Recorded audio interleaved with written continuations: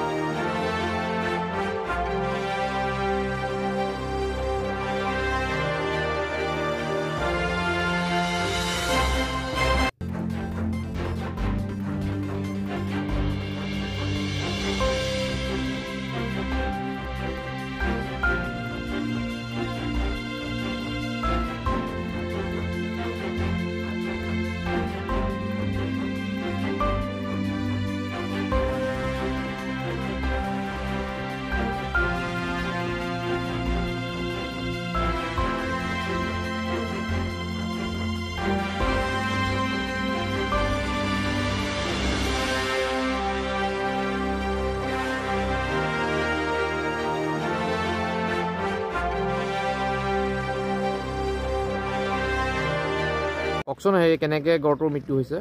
হয়, আজি কিছুদিন ধৰি গড়টো ইয়াত বিচৰণ কৰি আছিলোঁ। কালি সন্ধিয়ালৈকে আমি সুস্থ অৱস্থাতে পাইছোঁ গড়টো, কিন্তু আমি আজি পুৱা ভাগত আমি যিটো নিয়মীয়া টহলদাৰী কৰিব আহিছোঁ, গড়টো আমি মৃত্যু অৱস্থাত দেখা পালোঁ।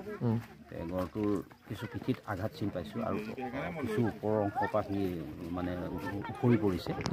গতিকে সেইটোলৈ সি মানে আঘাত পাই পেলাই মৃত্যু হোৱা বুলি আমি হেৰি কৰিছোঁ। মানে কেনেকৈ কিহে আক্ৰমণ কৰিছে বুলি সন্দেহ কৰিছে? সেইটো আক্ৰমণৰ এনে পিঠিত দাগকেইটা আমি দেখা পাইছোঁ। এইটো আচলতে আমাৰ পশু চিকিৎসকহে গম পাব।